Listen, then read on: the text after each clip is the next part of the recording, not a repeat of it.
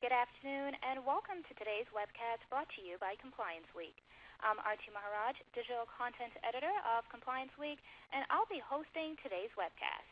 Today, we're going to be talking about cybersecurity for compliance officers and what you need to know and do. But before we hear from our guests, let me quickly go over the agenda for this afternoon. We're scheduled to go for 1 hour. I'm going to give a brief introduction, and then we'll jump right into the presentation sponsored by NAVEX Global. That presentation will be followed by a question and answer session. Your questions will be kept confidential and anonymous, so please don't be shy. You can ask a question at any time using the Ask a Question function on the left-hand side of your screen, and I'll post them to our guests at the end of their presentation. After the Q&A, I'll wrap up the webcast. This webcast will also offer CPE credit for all attendees. Please disable your pop-up blockers in order to access the exam. To obtain your CPE credits, wait until the webcast is completely over and I sign off. At that point, the final examination will be presented automatically in a separate window. Again, please ensure your pop-up blockers are disabled. If you have trouble viewing the CPE test or receiving the CPE certificate, please send an email to info@complianceweek.com to request a copy. I'll repeat these instructions at the end of the webcast, so if you missed anything, stay tuned. A few other administrative details. At any time during the presentation, listeners can download the slides from the drop-down menu on the left-hand side of your screen. You can also hit the View Slide Full Screen button on the bottom of your screen if you wish to increase the slide size. And lastly, a Help button is located in the upper right-hand corner of your screen for assistance. Today's webcast is part of a series that Compliance Week launched a few years ago. We hold these webcasts just about every week, usually on Thursdays, and our guests have been Chief Compliance and Governance Officers at leading public companies and experts on various compliance, regulatory governance, and risk topics. I'm not going to read the upcoming schedule, but you can visit www.complianceweek.com for details or to register. So let's get to our program. Please welcome Ingrid Fredeen, JD and VP of Online Learning Content at NAVEX Global. Ingrid has been specializing in ethics and legal compliance training for more than 10 years. She has been the principal design and content developer for NAVEX Global's online training course initiatives, utilizing her more than 15 years of experience and specialization in employment law and legal compliance. Also joining us today is Chris Furlow, President at Ridge Global. Ridge Global is an international risk management firm founded by Governor Thomas Ridge, first Secretary of the U.S. Department of Homeland Security. Chris develops custom risk management strategies and helps clients focus on enterprise perspective, tying together people, processes, and technologies that are often stovepiped in organizations. He has particular expertise in cybersecurity and public-private partnerships for security and resilience. We're glad to have you all here. So Ingrid, how about you get us started? Thank you very much for that wonderful introduction, and welcome to everybody who is on the call with us today. I'm very excited to be presenting with Chris Furlow. He and I have been working together for several months, developing what we think is a really exciting new cybersecurity training solution for organizations of all sizes in all industries. And this particular webinar that we're doing today is really intended to share with everyone on the call some very practical insights that we've gathered as we've looked at this issue and worked with clients and customers and different organizations of different sizes. And really one of the themes that we want to bring forward is, what is the role of the compliance officer in managing cybersecurity risk for organizations today? And this is an incredibly quickly evolving area, and one that we think there's a lot of opportunity and space for the compliance officer to play in. We've broken today's session down into a couple of key areas.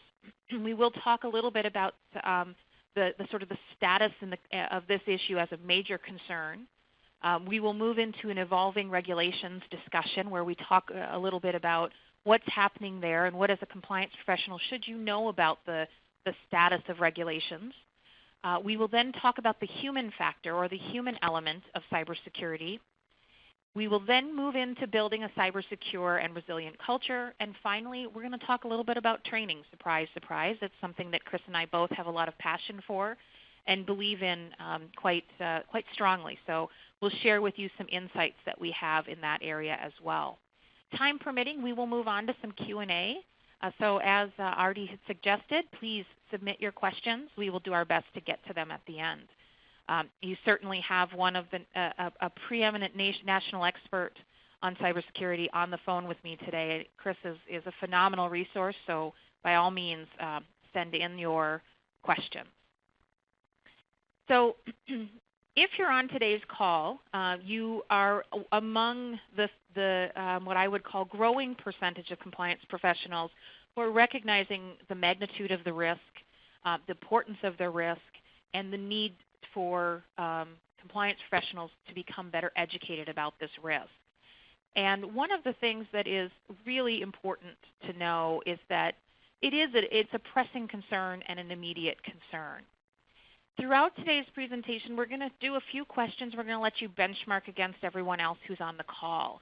And we have a very large number of people on the call today, so rest assured that your survey results will be meaningful and valuable to you as a takeaway. So please be sure to answer the questions or submit an answer to the survey questions, and that will help us get some great data for you all on the call. So the first question is just really a level-setting question. How does cybersecurity rate as a compliance priority for your own organization? Is it something that you're extremely concerned about, so it's what I would call a top concern or priority? Something you're very concerned about, maybe it hits your top 5. Yeah, you're somewhat concerned, but you kind of feel like you've got it covered. You're not concerned at all, or you're not sure. So if people could go ahead and submit their responses to this question, what we'll do is we'll allow those survey responses to come in, and I will push them out to the audience in about 10 or 15 seconds. Definitely this is one area where we are seeing an increase in attention around this topic, so I'm predicting that we will see some fairly good results here. And I'm going to go ahead and push these results out to the audience. And what you'll see is that it is not surprising that most of us on the call today are ranking this particular risk area as either very important, number 1 for 26.6%, or very important, top 5 priority for 47.2%. Very few of us, not surprisingly, say, I got it covered, or it's not an issue at all. And that's a very different environment than we were in just a couple years ago, where cybersecurity was just not on our radar. But no doubt that today it has become a preeminent risk. Now, our stats, of course, confirmed that assumption, but you can go out and look at any number of surveys that are available by very reputable organizations, and you will see that senior executives and other compliance officers who would be considered your peers are also elevating that risk right to the top of the chart. So 2015 data security and privacy and confidentiality are really the highest areas of future perceived compliance-related risk to businesses. And 2014, data security wasn't even making it onto the list, or they weren't even measuring for it. But even beyond that, once an issue rises to the level of attention and concern of a board of directors, you know that you're dealing with something that is of utmost importance to your organization, that you figure out how to work with it, how to communicate about it, how to measure it, how to mitigate it. I found this particular information that is shared on this slide to be very interesting as far as board behaviors. We know that when boards are interested in a topic, when they perceive it to be a very significant risk, they put more time and money and energy into that topic area. And from the slide and from the graphs, you can see that that is happening. We've also started to see some shareholder litigation involving boards that have not taken adequate steps to prevent cyber attacks.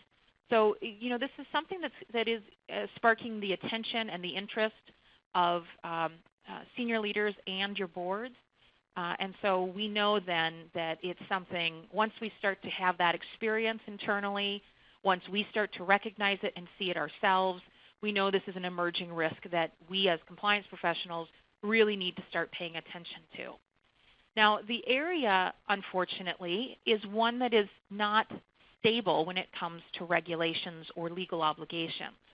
And so, Chris, this is where I know you and I chat about this very frequently, but no question, highly kind of what I would say evolving area. It is a little bit up and down, and you sometimes feel like you're not sure which way what's going to happen next. But from your perspective, I'd love for you to start to share with everyone on the call, what is it that we should know about the regulatory environment?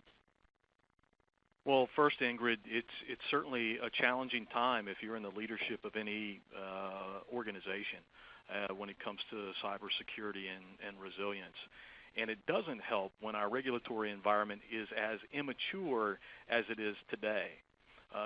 Governor Ridge, my boss, chairs the U.S. Chamber of Commerce National Security Task Force. And we've been watching carefully the cyber regulatory and legislative environment for the last several years. And some recent events are confirming what we have seen coming for some time. And that is that there would be some form of what I would call regulatory creep that would take place, and that would not be confined to just one particular regulator. And on the screen now are a couple of examples of what we're seeing out there. The first involves the Federal Trade Commission, and this touches on the Wyndham case. Many of you may be familiar that the Wyndham hospitality chain had suffered back in 2008 a data breach, which had exposed some customer data. And subsequently, they had an additional breach as well. Well, the Federal Trade Commission began to essentially pursue Wyndham and was claiming that they were in violation essentially of fair trade practices because they had essentially messaged to their clients that their data would be safe and protected. So what has happened now this summer is that a U.S. appeals court has actually said that the Federal Trade Commission has authority to regulate corporate cybersecurity. And why that is important is because Wyndham was arguing that the FTC did not have authority in this space. So now we have a court ruling that states that. Something else happened this summer as well, which I think is speaking to the changing landscape. And that is that there was an investment firm in the St. Louis area, RT Jones, and they had reached a punitive settlement with the Securities and Exchange Commission in regard to a data breach which took place to their firm. And the interesting thing that you see in the quote there, it says, while the SEC found no evidence that any of the firm's clients had been harmed financially in the attack, the commission said RT Jones violated the rules under the Securities Act of 1933. So there was no damage that was proven in regard to the breach, and the SEC was leveraging the Securities Act of 1933, so it predates the Internet itself in terms of the authority that they were using in terms of cybersecurity. So we're seeing this rapidly changing legal landscape where you have agencies that are now being aggressive in terms of cybersecurity vis-a-vis corporate entities. Now, very much so related to the case with RT Jones, what just preceded that was another round of cyber guidance from the Securities and Exchange Commission. What you see on your screen had actually come up only earlier this year in terms of what the SEC wanted to see investment firms do to strengthen their cybersecurity. And this was listed as cyber guidance, so not as an actual formal regulation. Yet, as we see, within less than a year, what had started out as guidance turned into a punitive action against a firm. And one of those things that the SEC was pointing clearly to was how firms are building into their cybersecurity programs, not just the pieces that are dealing with technology, et cetera, but how they educate folks as it relates to cybersecurity. So again, this was something that started where it started out only as guidance, but very quickly has moved to something that can be punitive, and that's something that's going to matter to the leadership of your companies. Now, I wish I had better news for you, but what I've just spoke of is that only relates to 2 federal agencies. But this is also happening at the state level as well. In March of this year, the New York State Department of Financial Services had sent letters to the CEOs, CIOs, and general counsels of insurance companies within that state, saying that as a part of the regular evaluation, the examination that they perform on insurance companies, they were now going to include key components for cybersecurity. And you can see, I wouldn't ask you to read each of those elements there, but what is highlighted in orange is that the training of not only information security professionals, but all other personnel within those organizations is something that they're going to look at very specifically. And so you can now start to see that they're not just going to look for technology solutions. They're looking at other elements within a cybersecurity program that will speak to its soundness and its ability to help fend off nefarious actors. Well, and one of the things I think that's kind of happening as we see the overall compliance programs maturing, a lot of the elements that we see in traditional compliance programs are being mirrored in other risk areas as they're evolving. So you're starting to see things like, are you looking at your third parties? Are you doing the training? Do you have the right controls in place? So, what we have as compliance professionals become very accustomed to is now, kind of replicating itself across other risk areas. There's no question about it, and you really have to take the enterprise view, and that's one of the things that we'll continue to discuss on today's call. Because if your entity, your organization, only views this as something that is a problem for the folks who are down in the basement in the IT security shop, the consequences can very quickly go from the basement to the very top floor of your organization. Now, one of the things that we didn't mention in these slides, and we could have done an entire presentation on it, is while the regulatory and the legal environment is evolving fairly rapidly, and we are seeing sort of, kind of a split. We've got some state action. We've got some federal agency action. We also have the reality of the business reputation damage that's caused when a cyber event occurs. And that's something we haven't discussed here, but beyond the regulations and the legal requirements that are evolving, business damage to brand is oftentimes can exceed some of the regular damages we see in the legal and regulatory arenas. Yeah, and it goes even deeper than that. And I think it's because at the very, very heart for any business, cybersecurity is not just, again, about the ones and zeros of computers and networks, et cetera, but really the ones and zeros of the business. If you think about it, any organization in business today, almost everything that's really important to it is on the network. That may include very highly sensitive communications, intellectual property certainly, business processes, transactional information. So, and not to mention the elements which often get companies into trouble, which is very sensitive personally identifiable information, such as healthcare information, social security numbers of employees and the like, and customer financial information as well. So those are things that we need to be thinking about in terms of just how important cybersecurity is to the health of any type of organization. And when a breach is sustained, it really cuts to again, those ones and zeros of the bottom line. Well, and then what I think now is that we're going to jump into at this point is sort of a discussion about the new way of looking at cyber risk. And we're going to start it off with another poll question. And this one is, and answer this question from the perspective of not your own personal belief, but really how your organization is approaching cybersecurity management, risk management. So the benchmark question we have here is, which department in your organization is the primary owner of managing cybersecurity risk? Is it IT? Is it human resources, ethics and compliance, legal department? Or do multiple groups own it? Or nobody really owns it, or is there some other option that we haven't listed there? And what we're finding, obviously, Chris, is that for many, many years, it really was in the purview of the IT function.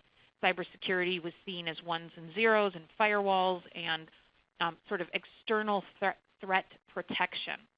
And so the purpose of this kind of question is just really to benchmark us all against each other and say, are we still in that mode of thinking? Is that still where we're at? Well, I am going to send the survey results out to the audience. Disappointing survey results, but not surprising, right? With 70% saying it is still really seen as an IT issue. It is seen by organizations as something that the IT department should be managing. And we've got a good number, though, saying, multiple organizations are managing it, which is a really great and practical and important way. And that's what we're going to talk about. We're going to talk a little bit about why the right approach is a multifaceted approach versus just going at it from the IT angle. We've seen, and what we've learned in the last, 6-18 months, and even further back, is that cybersecurity is not just an IT issue. It is not just about having the latest and greatest technology. We're trying to keep up with that external threat. It really is an issue that impacts the entire organization. It is a risk that can be managed by the entire organization, and it is one that multiple groups should be having a voice in. And this is where the compliance professional has not historically taken a leadership role in the management of cybersecurity risk, but there really is a great void and a great space for compliance professionals in this particular risk management area. Ingrid, as you look at this slide, you really do start to have a sense for why this just can't be an IT issue. As you reverse engineer many of the cyber breaches, some of which are on your screen there in terms of the news stories, which clearly had an impact on brand, you start to see many of the stakeholder groups that are a part of a cyber breach, and really you start to see who's not excluded from that list. Obviously, customers are going to care, but then it very quickly turns into an issue of the leadership within an organization. As we saw with the Wyndham case, it was a board of directors members had been sued by shareholders for lack of fiduciary oversight over the cyber program. In the case of the Sony breach, you had many of the employees of the company taking to social media because the morale of the company had been impacted. They couldn't use their computers, and all of a sudden the ability of a company to control its messaging, which is very clearly linked to its brand, really started to matter. The adverse media attention over the course of weeks and into months obviously is something that plays into the brand, and that's a signal that then is being sent to your partners, to your business partners and customers over the long haul, which will include those vendors and third-party relationships that you may have.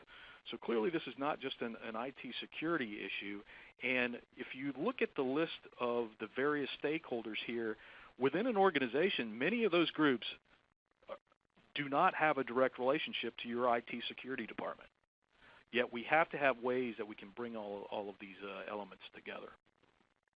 And one of the things that is really important for compliance professionals to understand is, where's the risk coming from? And that, I think, helps us understand what is our role and how can we help mitigate this risk. One of the things that I think will be surprising for a lot of people is that it's not just the nefarious bad outsider who's creating risk for our organizations. It really is those on the inside that are creating a very sizable risk for our organizations. It can be malicious insiders, 31.5% in a recent IBM cybersecurity survey found. But if you look at that other number, 23.5% is inadvertent actors. And what that means is that's us, that's the average Joe, doing something online, engaging in some kind of connected behavior and inadvertently exposing the company to cyber risk. It could be clicking on a link. It could be sharing something via email with others. It may be downloading some kind of software or app. It may be losing a smartphone, or letting my password go unsecured. There are all kinds of things. But you can see, kind of 1 in 4 of the breaches are happening because of insiders who are making mistakes. That's a very significant number. Sorry, Ingrid. Yep. An example of that folks may be very familiar with is the Target breach, where it was an HVAC vendor, a third party, that had been somehow granted access to their networks. So the question comes, how did that take place? And someone within the organization had to enable that. So these are the types of things that we need to be concerned about in terms of the insider threat and why it matters. And Chris, that's a great point, because as we look at some of the other surveys, and after having discussions with you, learning that third-party risk is really much more significant than I had even assumed. It's something that we want to open everybody's eyes to, is that as our internal systems, as we invest in them and we build stronger protections around our own organizations, the people we do business with can also expose our organizations to great risk. And so it's important that we're not just thinking about the actual people who are employed or come to work in our facilities, but really our business partners. That's really critical to firms that have extensive supply chains, where you're going to have partners where you, because of logistics, because of financial transactions, et cetera, you're going to have interaction. That's right. And what I had learned recently, and I find it fascinating, is that when you're looking at some of the malicious actors, the criminals, the folks on that malicious end or that criminal end of the percentage pool there, they are looking for ways to infiltrate and get in. And sometimes the quickest way and the easiest way is through a small third-party vendor who won't have the investment in security or the protocols in place to really create great protection. And so, you've enlightened me a lot with sharing some of those stories of those poor third-party vendors who serve as the watering hole or the target spot.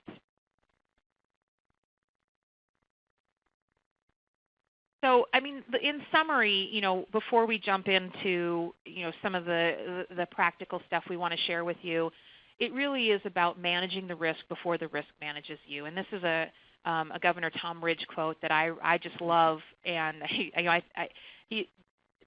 Chris and your organization and group, you guys do amazing work, and I think your focus on this particular topic is just spot on and very practical. But it really is about thinking about this risk as something more than the IT risk, seeing that there is a space in it where compliance can offer something, and then taking advantage of that and helping to manage it for your employee, your organization.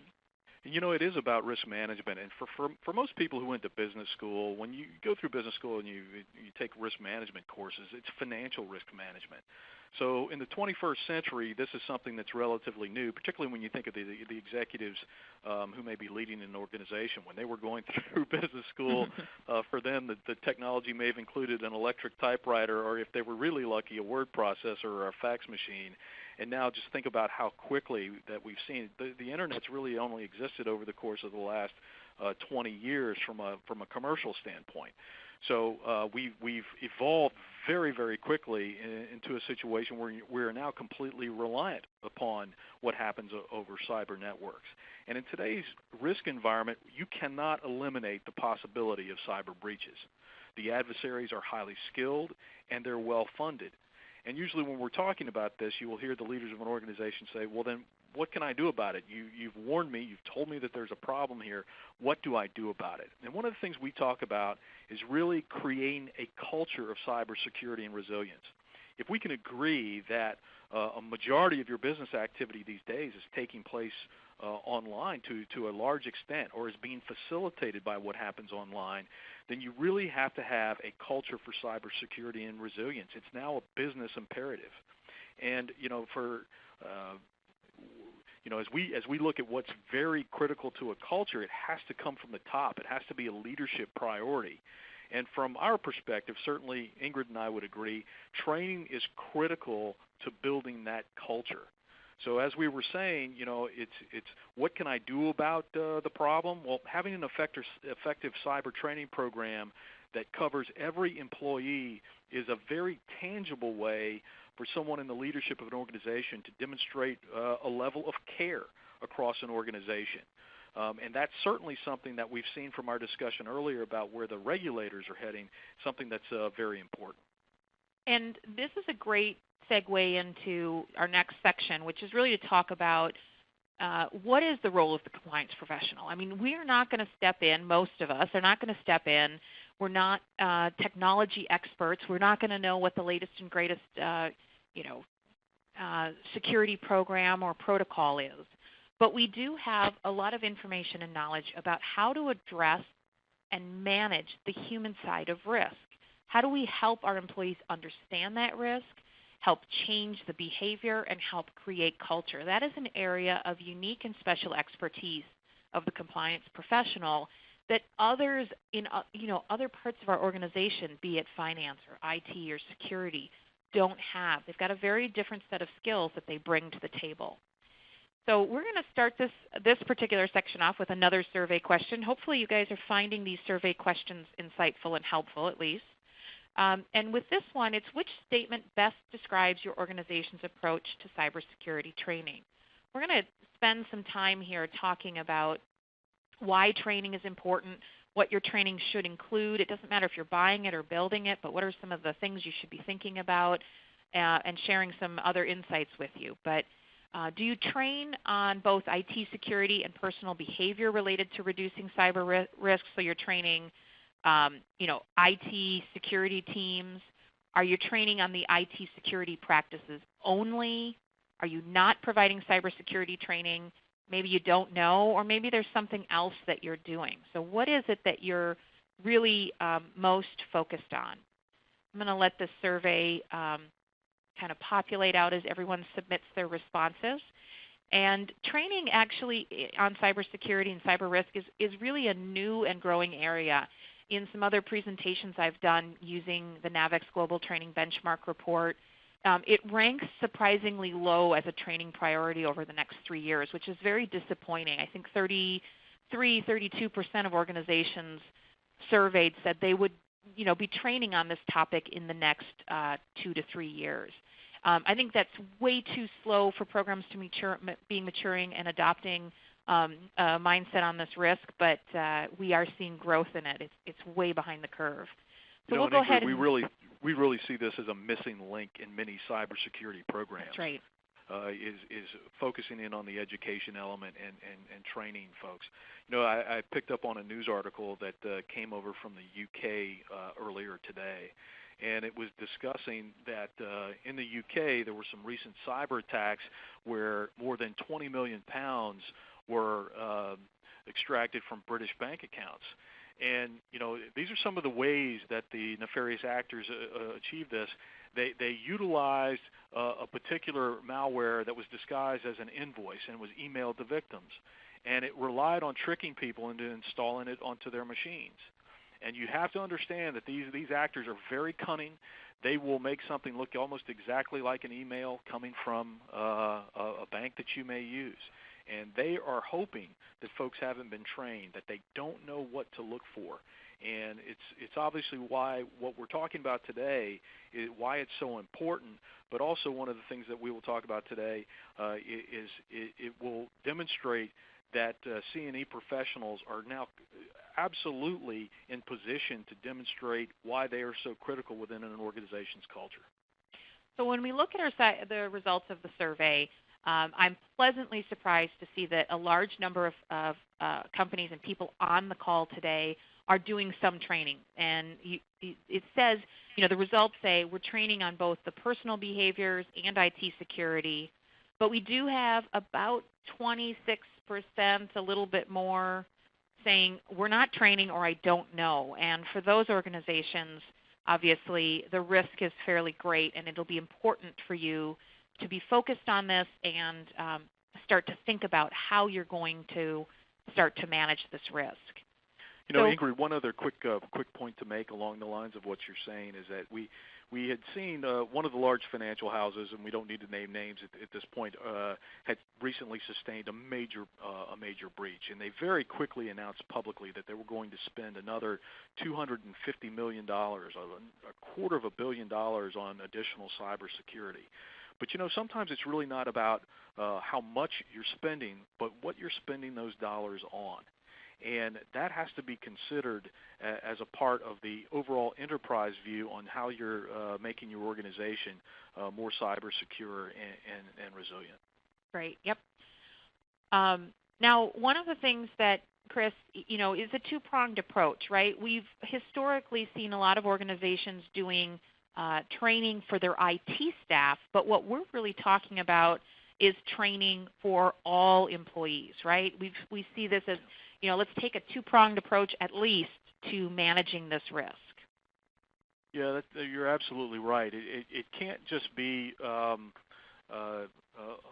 one-sided element to your cybersecurity program. Most of our inputs in working with NAVEX come directly from our daily experience in working with companies to fill gaps that we see in their cyber programs.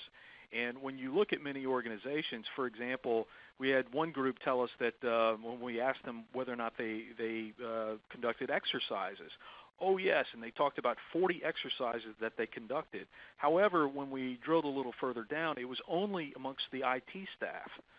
So while the threats go far beyond just the IT staff to all employees in the organization, where their program was focused was strictly within that IT shop.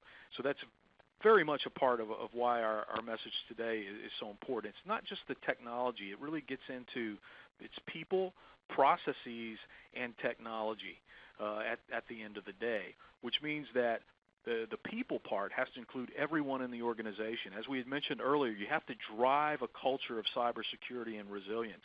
It has to come from the C-suite. So folks there need to become more educated on the threat environment and how they better manage that risk in collaboration with their IT security team.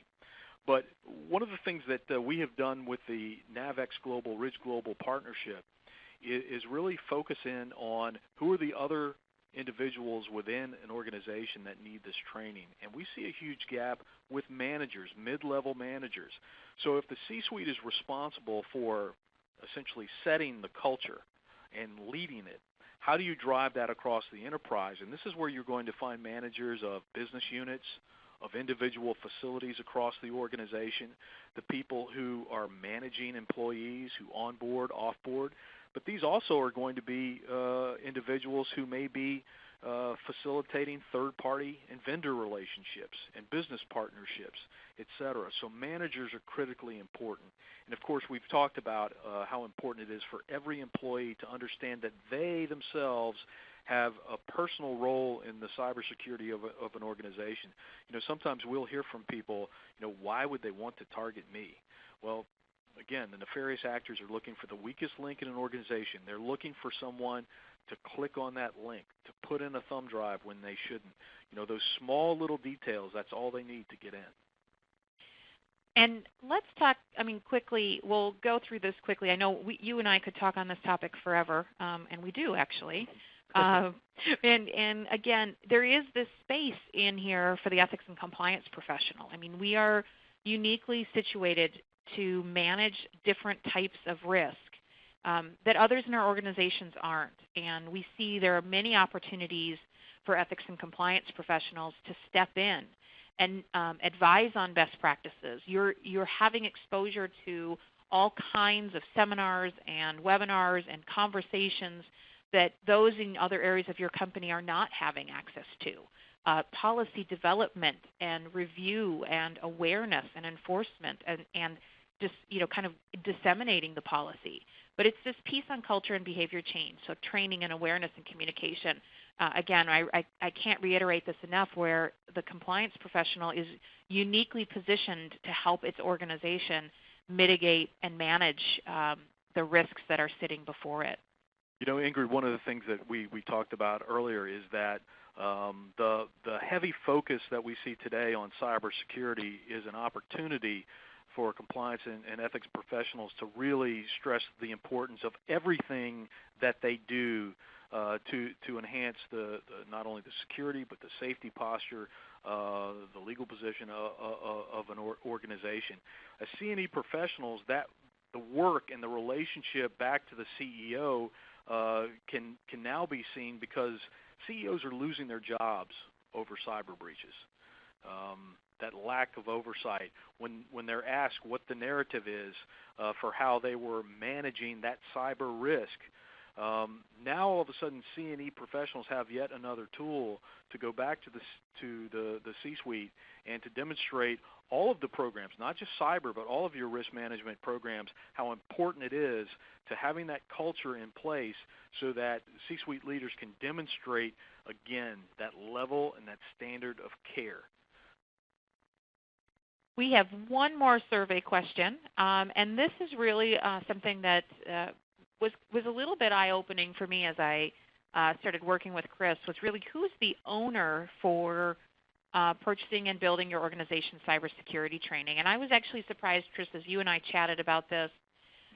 You know, this is another sign that there is a strong need for some strong leadership in this aspect of the risk mitigation programs that we're putting in place, is having a very clear owner and somebody who's in charge. So we've listed out some of the titles that we've come across in our work in finding, you know, kind of who is it that's responsible and owning this. And the unfortunate story is that it's often, you know, not consistent. It sometimes is even actually housed in a very strange location. So. And this is critically important. I mean, oftentimes you can tell how seriously an organization takes cybersecurity with where the chief information officer or the chief information security officer falls within the org chart of an organization. But what you will find is that each group sometimes will have different individuals amongst the leadership who oversee cybersecurity and then cybersecurity training. The important thing is that there are discussions going on amongst the leadership to clearly define roles and responsibilities. As an example, there's one major brand that we had met with where the chief information security officer actually reported through the chief marketing officer, which is not something you see very, very often, but that's how they had it aligned. And in talking to the chief information security officer, the individual said that their training for cyber was actually handled out of HR. However, the CISO, the chief information security officer, was not very pleased with the cyber training that was going on. So you can see from that example, if there aren't discussions that are taking place among the leadership, the end product is not going to serve you well in terms of managing cyber risk. So regardless of who may actually have the final say on the program, it's very important for everyone to understand the roles and responsibilities between the leaders in that program so an effective dialogue can take place to make sure that the program addresses that company's specific needs. Well, and I would say that the surprising thing about the survey results that I've just pushed out is that 20% of respondents say that it is compliance training. So that's actually a very good trend. Like I said, I think this is a very important role that the compliance professional plays in mitigating this risk or managing this risk area.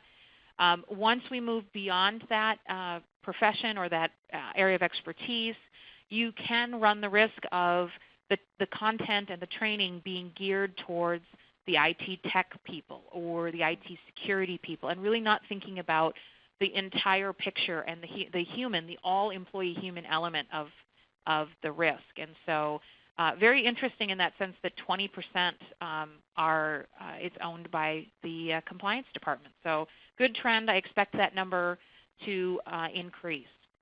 Should you be looking for a way to position yourself for budget or for kind of the go ahead to build your own or buy your own product for this area, we very rarely find anything on ROI of training. But we have from the PwC State of Compliance Survey a number that represents an ROI for cybersecurity or security training. And so this is a number that I like. It's a little bit concrete. I mean, we always have to take these with a grain of salt.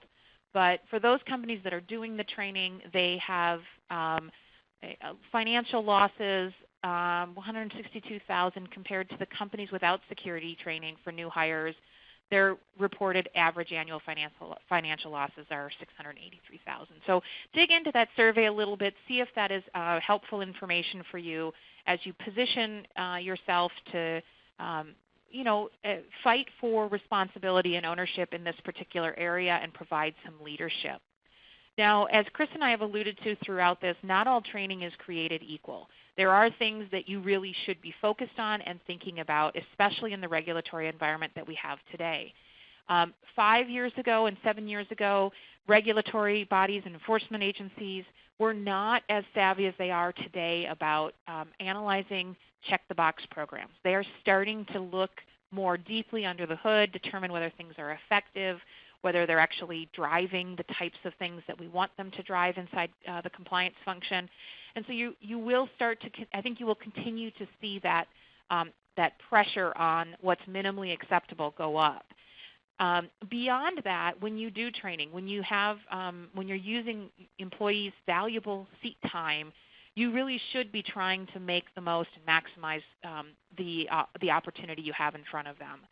And so what I like to focus on when I think about putting someone in a desk and having them look at training or attend a training session is I want to drive that culture of cyber awareness and understanding of security best practices. I want to inspire ethical employee behavior and reduce cynicism. I want them to feel like they are part of the solution and I'm not just paying lip service to that. I want to change behaviors so I can protect and defend against carelessness, malicious activities, and poor practices. So I really want my training to meet some of those high objectives. You may have others, but keep them in focus. Yeah, and Ingrid, I think oftentimes compliance professionals take a hit from people who just don't understand what you do in terms of it's the check the box people. Yeah. Yep. And I think that's an unfair knock. But when you look at how training is not created equal, it's really important, as Ingrid had stated earlier, how can we demonstrate a return on investment? And if you look at cyber training as just a check-the-box activity, you're not going to see the ROI because you will see that the actual number of cyber incursions, et cetera, won't be going down. So if you pay for a program that's not effective, then oftentimes it feeds into some of that outsider view that we're just going through the motions. And so that's why it's really critical that you have a program for training that really is effective, that it's different and has the ability to sink in and therefore provide that return on investment, both in financial terms and in security terms.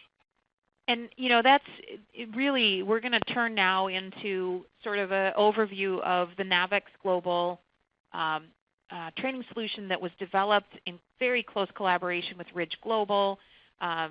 Chris and I worked together on this. We're going to talk a little bit about how we built it in a sense, and we're going to give you hopefully a little video clip here so you can see some of the engagement and energy behind it.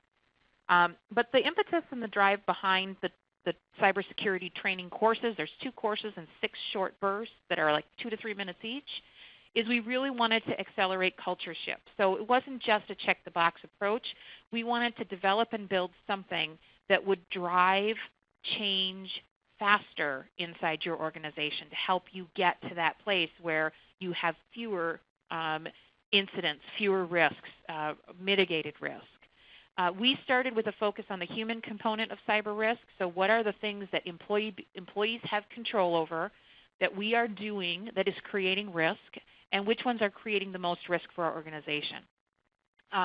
We then moved into that content process where Chris and I collaborated closely with subject matter experts, Chris included, to develop content that was relevant, current, fresh. We used professional scriptwriters and professional actors, creating some really amazing video. And then we produced unique and compelling video scenarios and interactivities that in the reviews of this course, people have said, did not feel like I was in a compliance training course. It feels like, and I feel like I've actually learned something that has helped protect me. So the solution that we built, and we really have a lot of passion around this, and we believe in it, and you know, regardless of whether you're buying a course or building it, you should try to have that energy in the development process that you undergo. But our solution engages learners. We respect that the learner is sitting there and they're not excited about taking compliance training. We want to raise awareness. We think we drive behavior change. We help build that culture of security and resilience by reinforcing the individual role that each employee plays in creating that culture. We help to reduce future mistakes, and we just create a more cyber secure environment. And that's the purpose behind the product that we've built. So we are now going to go into a video clip, and I hope that it plays very smoothly for everybody. It's a couple of minutes, and you'll see snippets from our course or a series of courses, and you'll get a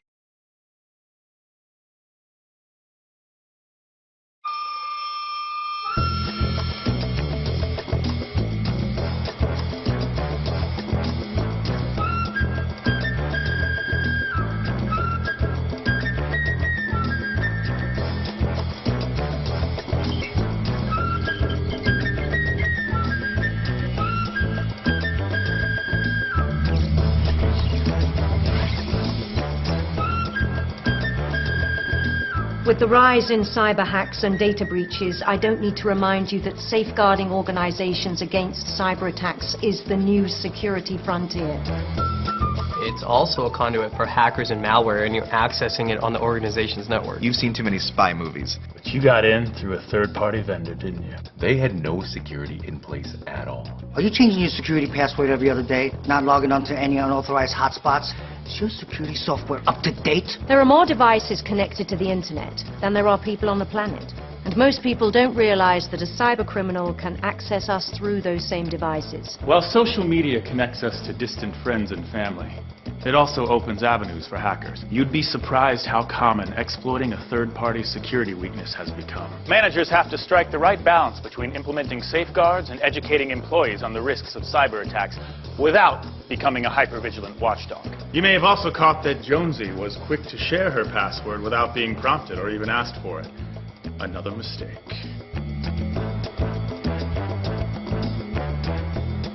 Cybercriminals constantly find new ways to hack our networks and to trick employees into disclosing sensitive information. The Prince of Kurdistan would love to favor me with $1 million if I would just funnel his family fortune through my bank account. The bottom line is the front entrance security camera has been offline since last week. Don't worry, it's encrypted, it's secure. The password is Miller's lifetime batting average plus my cat's name. Apparently your service provider was hacked. And now my photos are everywhere. With the rise in cyber attacks and data breaches, the risk to sensitive information has never been greater than it is now. I hack into people's lives, and on a good day, you'll never even know I was here.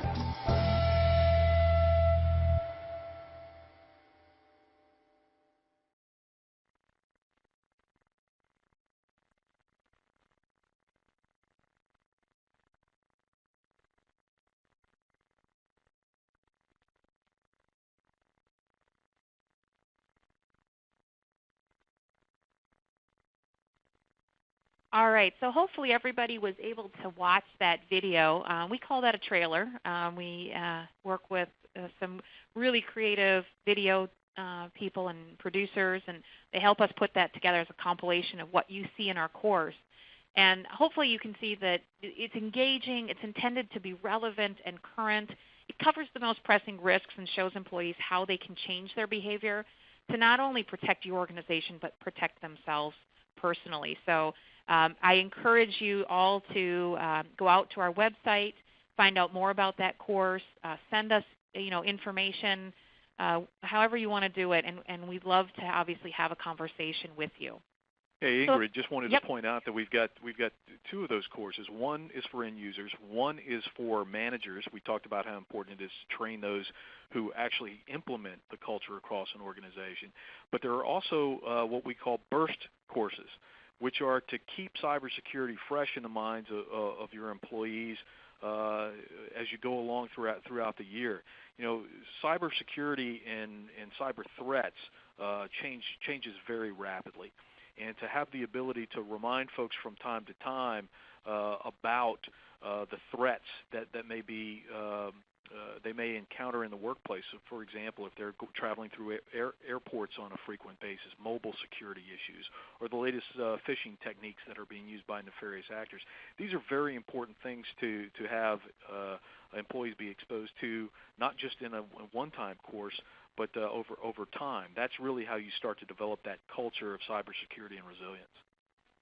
And Chris, that's a great point for us to kind of head out into maybe hopefully a question here is just, and I've got a key takeaway slide. I'm only going to mention the last item, which is we are honored and privileged to be presenting with Governor Ridge coming up in November at the NAVEX Global Ethics and Compliance Virtual Conference. It's a full-day virtual conference, free of charge, great sessions, great information, great experts.